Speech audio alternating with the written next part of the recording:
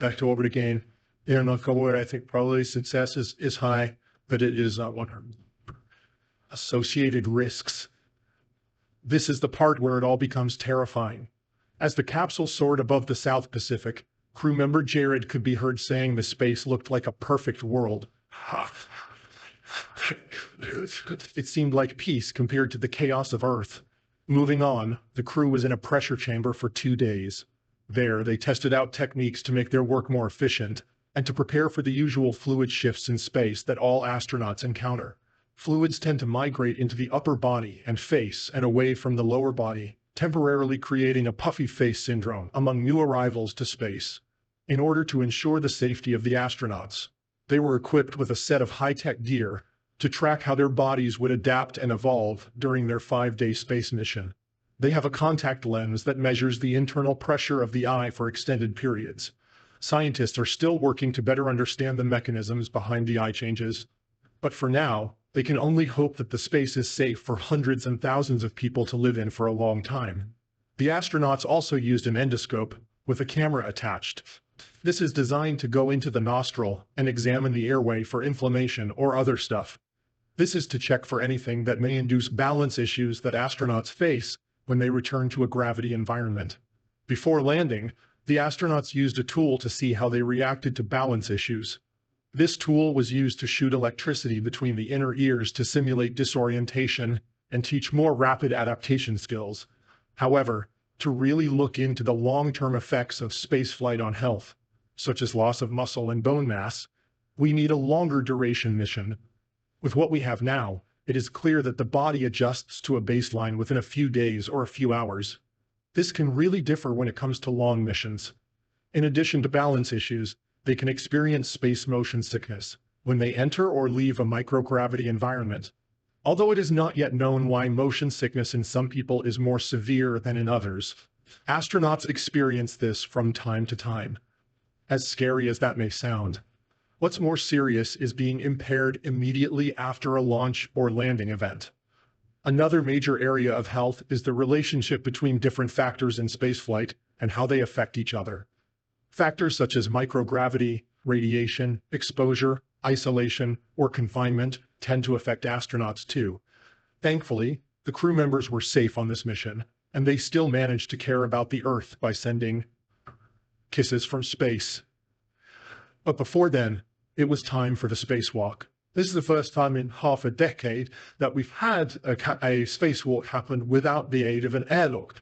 As discussed earlier, the hatch was opened and Jared made way for outer space.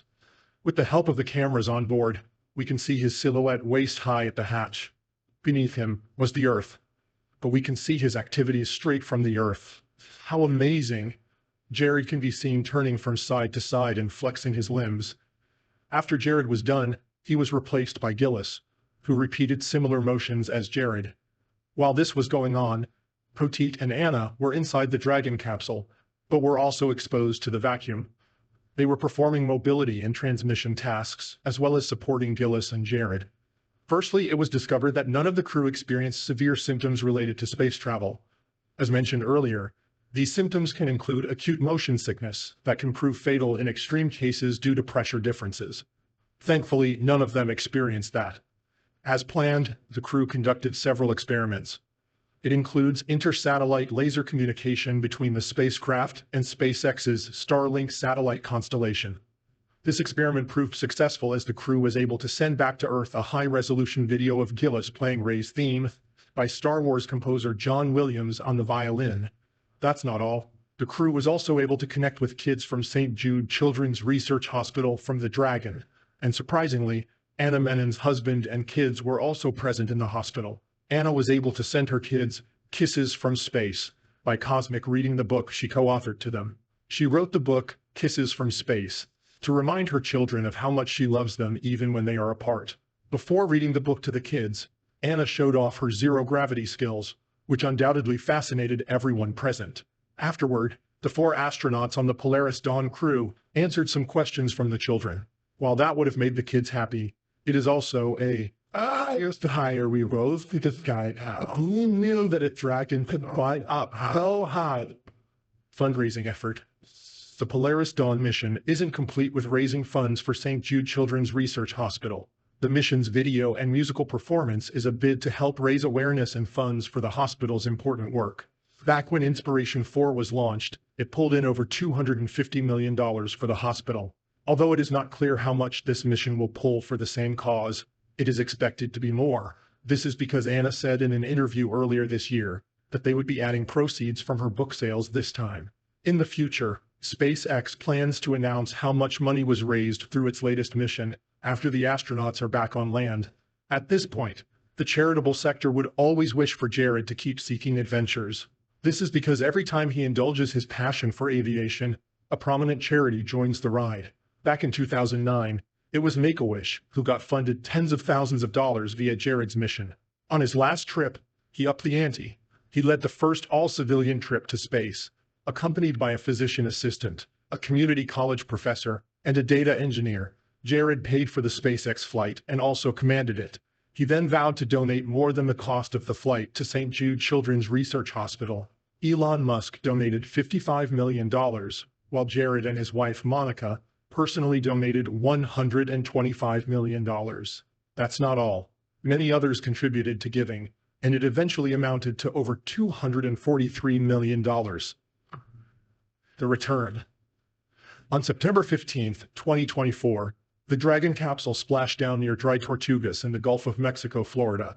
Usually, SpaceX is not known to use this location, but things changed this time because poor weather conditions had delayed the launch for about 2 weeks.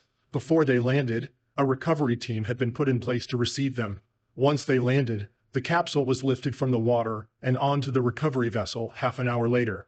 The medical team checked the 4 crew members immediately, and the next thing everyone present saw was a smiling and waving Anna Menon. After Anna came Sarah Gillis, then Poteet, before Jared Isaacman. A few days later, Jared was interviewed and asked about what he did immediately when he landed. According to him, the crew had not really eaten or slept, so he grabbed a cheeseburger to eat soon after he landed. Although Jared had claimed that the space was peaceful, he said in the interview that the feeling he had there was not peaceful, but threatening. He also explained why he and Gillis were moving their limbs and body the way they did. It was all because it is difficult to achieve such movements in a normal spacesuit. According to him, when you pressurize up to 5.2 psi, everything becomes stiff and rigid. This is the reason astronauts get shoulder reconstruction surgeries after they land. Undoubtedly, astronauts have one of the biggest tasks in the world, and thanks to their bravery, we have seen the significance of these space missions over time. But still, people have argued about the real purpose of space missions. While some have argued that these missions increase access to space, some have said they are just vanity trips. This is because the number of people who have gone to space is dominated by billionaires like Jared Isaacman. Although Jared is only the 264th person to perform a spacewalk since 1965, it is still believed that a few common men have been given a chance out there. With SpaceX's Gillis being the 265th person, there have been talks about Jared sponsoring the trip and choosing the people on that spacecraft. The truth is that more and more wealthy passengers are pumping in huge sums to travel to space and experience a few minutes of weightlessness, while some have spent tens of millions to stay in space for days or even weeks. It is not clear why there's an argument about the passengers of a space mission excluding representatives of the general public, but it seems logical to select astronauts who are healthy enough to withstand the physical challenges of spaceflight. There have also been discussions about the race of people who have gone to space. And with that in question, there have been efforts to diversify the International Astronaut Corps. Recently, the European Space Agency selected its first disabled astronaut for training, showing that the public is heard. However, it still doesn't change that the people flying on space agency missions are a very limited slice of the human population. The concern is that the only data available on spaceflight health outcomes are related to this small group. Critics have claimed that to date, commercial astronauts have been primarily, although not exclusively, white men. And before now, no woman had been there. This is to say that diversifying in future commercial missions could help widen the pool of data on human health in space. For example, the Polaris Dawn crew consists of an equal balance of men and women, which allows for comparisons between genders. However, if other categories of humans are not included, we may never have data on them. Currently, Trish is making moves to collect data from a wider range of people, not just highly trained young astronauts with no medical conditions. to see how people with pre-existing conditions like diabetes or cardiovascular disease fare on space missions. With all said, one thing remains certain. Space missions will change the world for the better and also help humanity greatly. One good example is the diagnostic device used by astronauts in space. It would be great if they could make plans to teach non-medical professionals to use the devices and make them available. If it can be useful in space, it would be useful in rural areas or regions where there is no access to doctors. That way, more lives can be saved. Thank you for watching. See you in the next video.